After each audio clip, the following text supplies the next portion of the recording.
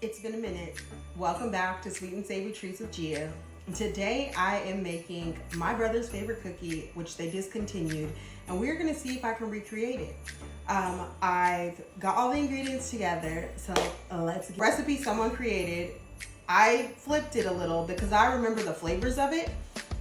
So what we have here is melted brown butter, and in the brown butter I put a little of the, you're gonna see in 1 second, the toasted coconut into it because I wanted it to be coconutty all the way through.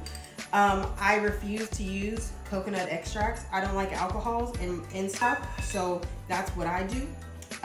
See, we have our toasted coconuts. I chop them up very finely in a food processor, and then I lightly toasted them to get them this color.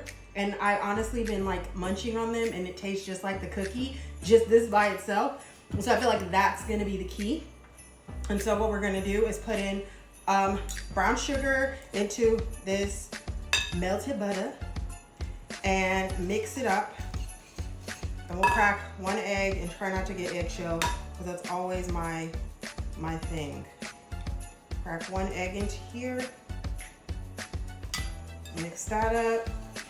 And so what I did a little different, and I hope that it has the effect that I want it to have, is I put a little bit of coconut powder in with the malt milk.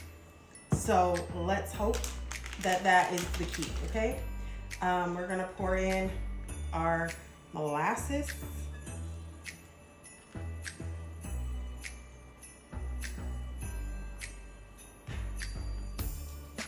And I think I'll save that for last. Mix that up in our shortening. Let's get this together. I like mixing cookies by hand. I don't know about y'all, but that's my preference. You do what works for you. I have a stand mixer behind me, but like, I don't know. My grandma didn't have a stand mixer, and I just feel like it comes out so much better like this. So now we're gonna pour in our malt milk and our coconut milk powder.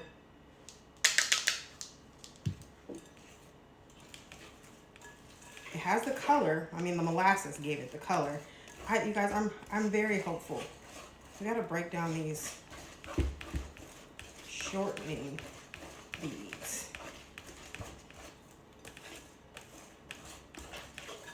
What we're gonna do is I put salt, baking powder, baking soda, cake flour, and flour in here, and it totals 2 cups with, those in there.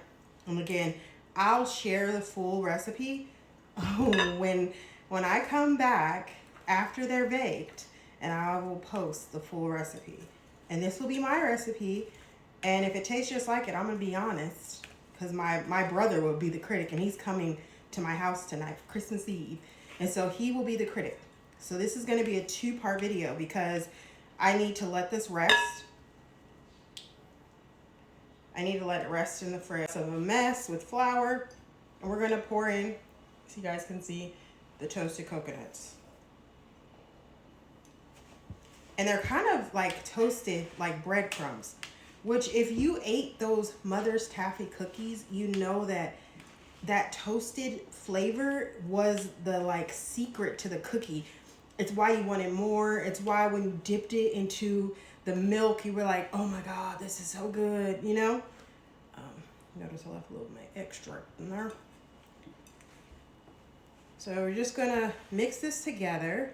Then I'm gonna put it into some plastic wrap in the refrigerator for 30 minutes to an hour, and then roll it out so I can get the signature fork on the top, the little fork indent on it. And then I'll be back. And let's just say a prayer that these cookies taste just like the mother's cookies, because Lord knows I've missed those cookies. And if I have figured out the recipe, it will delight my soul so much that I could share it with everyone, and we can have a little bit of nostalgia with our favorite cookie, because I know there's a lot of people. I searched high and low for an authentic recipe. There wasn't one.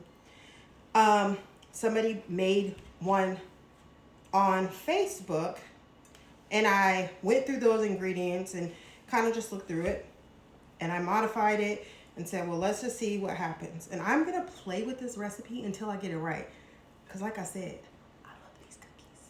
I may even add a little more toasted coconut because I love these cookies so much. And when you bite them, they have a lot more coconut. So, okay, hands clean. Dump this onto your plastic wrap.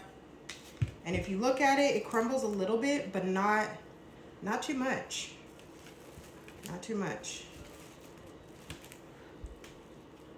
So we're gonna make it into, I'm gonna make it into a rectangle so that when I go to roll it out, it's perfect. These are my favorite cookies, guys. And they're my brother's favorite cookie. And we lost our mom recently. So for my siblings, I will do anything to bring a little bit of that type of nostalgia back. And so, you know, it's not always the gifts that you buy, but the memories that you can bring. And so this is our dough. And so come back for part 2 to see how they taste.